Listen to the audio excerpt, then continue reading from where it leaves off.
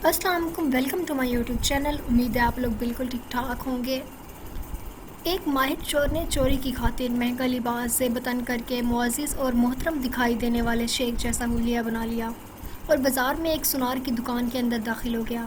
सुनार ने जब अपनी दुकान में मोहतरम दिखाई देने वाले शेख को देखा तो सुनार को ऐसा लगा जैसे इसकी दुकान के भाग जाग उठे हों। इससे पहली बार अपनी छोटी सी दुकान की इज़्ज़त और वक़ार में इजाफे का एहसास हुआ। सुनार ने आगे बढ़कर शेख का इस्तकबाल किया।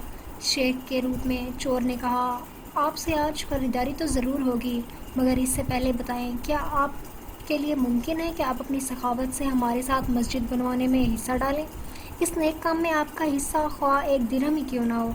सुनार ने चंद दिरहम शेख के हवाले किए ही थे कि इतने में एक लड़की जो दरहकीकत चोर की हम पेशा थी, दुकान में दाखिल होते ही और सीधी शेख के पास जाकर इसके हाथ को बोसा दिया और इल्तिजाई लहजे में अपने अहलो अयाल के लिए खैर व बरकत की दुआ के लिए कहा।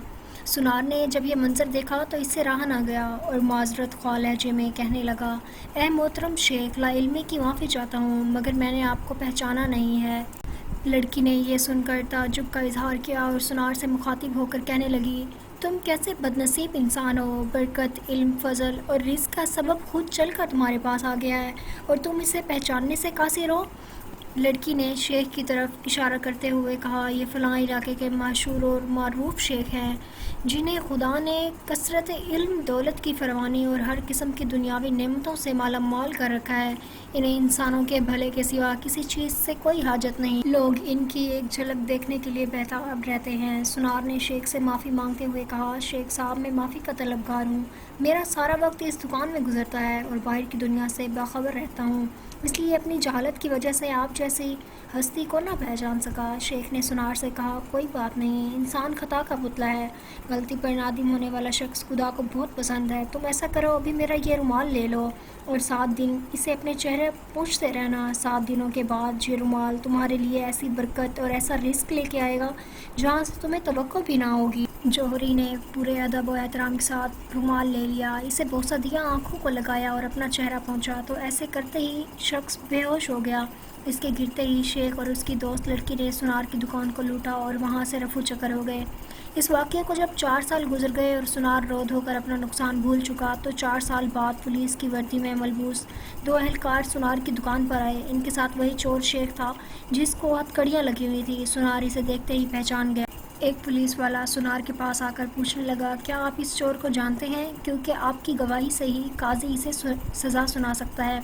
सुनार ने कहा, क्यों नहीं, इसने फ़लाँ तरीक़ों से वारदात से मुझे बेहोश करके मेरी दुकान लूट ली थी।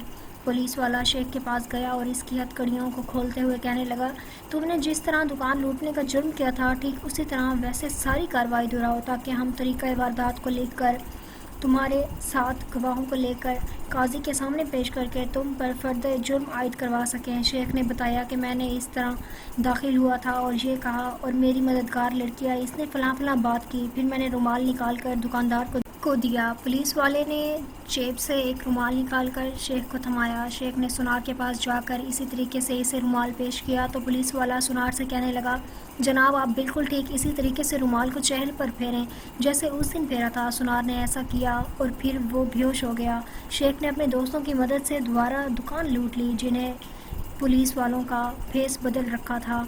आज हमारे मुल्क का बिल्कुल यही हाल है। हर 4 साल बाद चोर भेस बदल कर हमारे पास आते हैं और चिकनी चुपड़ी बातों से मुल्क का और आवाम का सामान लूट कर पतली गली से निकल लेते हैं। हर दफ़ा एक नया मंजर, नया लिबास, नया रूप, नई शक्ल, जिससे आवाम धोखा खाकर एतबार करती है और आखिरकार मुहाफिजों समेत निकलता वही चोर है। अगर आपको ये आज की वीडियो अच्छी लगी हो तो वीडियो को लाइक कर दें, चैनल पर नए हैं तो चैनल को सब्सक्राइब कर दें। अपना बहुत सारा ख्याल रखिएगा। अल्लाह हाफ़िज़।